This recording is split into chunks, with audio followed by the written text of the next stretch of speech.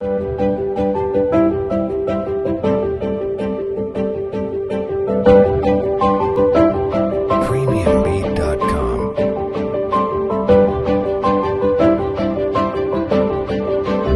Moi, je pense que tous les présidents de région vont dire la même chose. Pour être, je dirais, plus ouvert, c'est en tout cas l'échelon local. L'échelon régional sur cette crise était évidemment pertinent parce que c'était la bonne échelle pour le sanitaire, mais on a travaillé aussi avec nos communes, on a travaillé en commun avec les départements et en fait on a additionné les forces. Cette crise pour moi c'est vraiment la faillite du pilotage par l'administration nationale et la preuve qu'au niveau local, parce qu'on est plus réactif, plus agile, on va plus vite.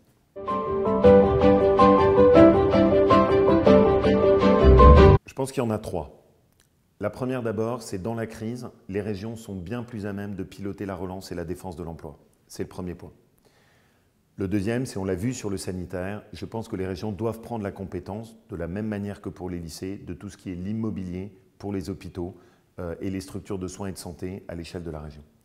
Et le troisième, c'est la sécurité.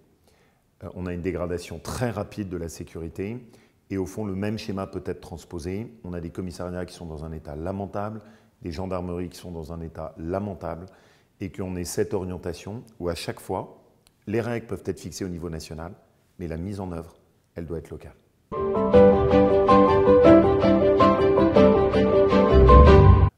Nous, objectivement, on a travaillé ensemble. Avec notre préfet de région, ça s'est très bien passé. On a essayé d'additionner les forces. On avait un directeur d'ARS qui était vraiment dans une logique de travail en commun. Donc, objectivement, l'État déconcentré, ça a marché. Après, j'ai envie de dire au niveau national et du gouvernement, ça a juste brillé par son absence. Les interfaces, les dialogues, les échanges étaient quasiment à zéro. Ce qui là me réjouit, c'est de voir, grâce à l'implication de Renaud, de François, de toute l'équipe de l'ARF, et une vraie volonté qui a changé au niveau de Matignon avec Jean Castex, la possibilité, je l'espère, d'une nouvelle relation. C'est ce qu'on attend tous.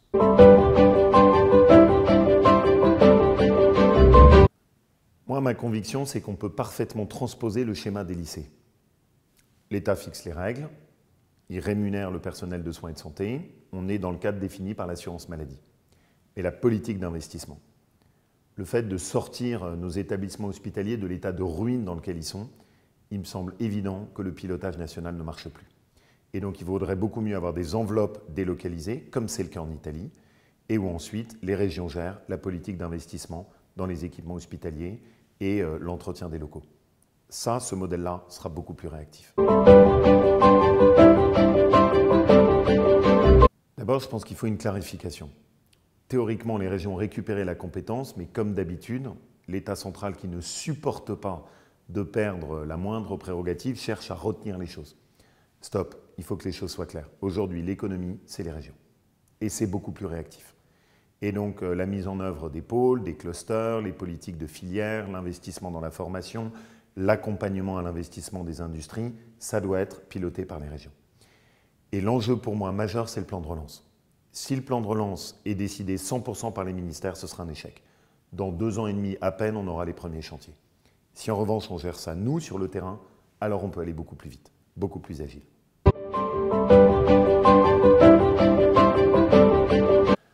Je l'ai dit, je pense qu'on a une dégradation de sécurité qui va très vite.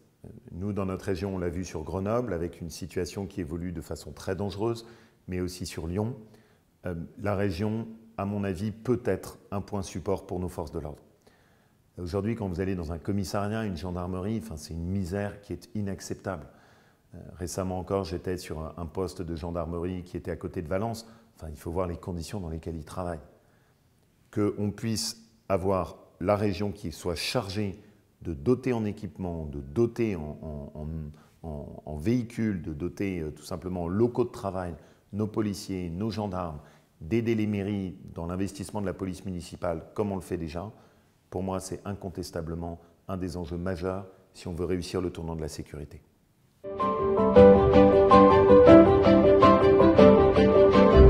Bon, tout le monde le sait, moi je n'étais pas très fan de la bascule de la CVAE en direction de la TVA. Parce que je considère qu'un élu local, si on veut qu'il rende des comptes, c'est le grand principe de Mirabeau, il faut qu'il y ait une fiscalité, que cette fiscalité soit identifiée et que si vous gérez mal, les citoyens voient que ça augmente les impôts, ils vous sanctionnent. si vous gérez bien, ils sont capables de dire « ça a préservé notre pouvoir d'achat ». Donc moi, je suis très attaché à ce qu'il y ait un impôt autonome, décidé par la région et qui permette d'avoir des ressources qui sont le retour de notre travail. Toute la fiscalité française tend exactement à l'inverse et malheureusement, il y a des moyens où il faut choisir, il y a des moments où il faut choisir d'avancer sur d'autres batailles, mais il est évident que perdre de vue ce principe qui est la base même de la République en France, c'est un élu, un impôt, la possibilité pour le citoyen d'arbitrer.